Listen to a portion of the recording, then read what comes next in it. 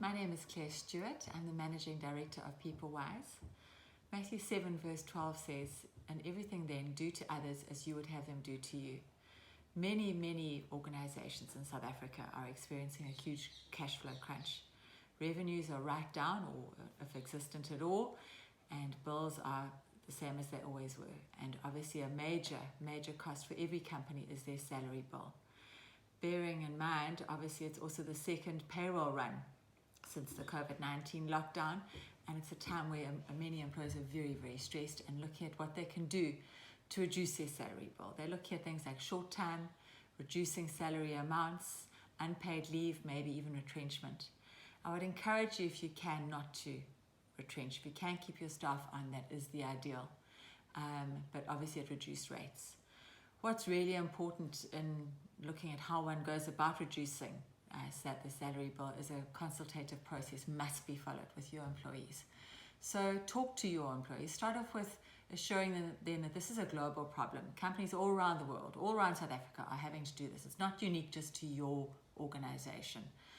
Then move on to your personal sacrifices, what you've decided to do to try and alleviate financial strain on the organization. So that might be many employers and executives have reduced their drawings and their salaries significantly, or aren't even in fact taking a drawing.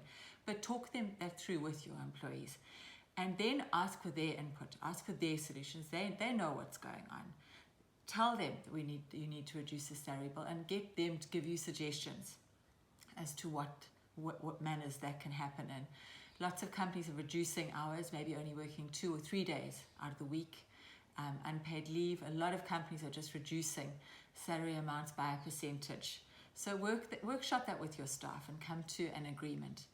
Once you have got that agreement, it's important just to document that agreement. So the best would be is if you could communicate one-on-one with your staff in a written format, either via email or letter, whatever it is, just confirming what the agreement is, rationale for it, and then thanking them for the sacrifice, their personal sacrifice that they're taking on to help the company survive.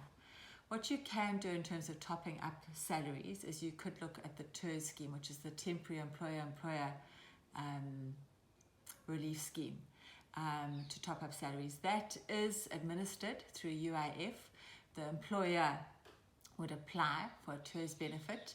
It's on a sliding scale, much like normal UIF, with your lowest employees getting up to 60% of their salary, your highest paid employees up to 35% of their salary.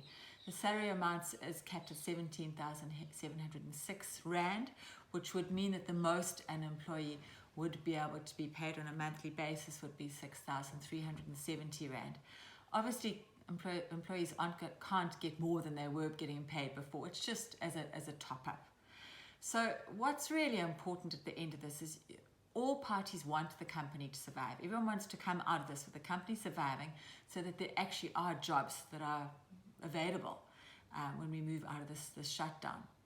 It means that both employers and employees have to work together. They've both got to meet each other halfway and really just work for the better of themselves and for the organization. I hope this has been of help.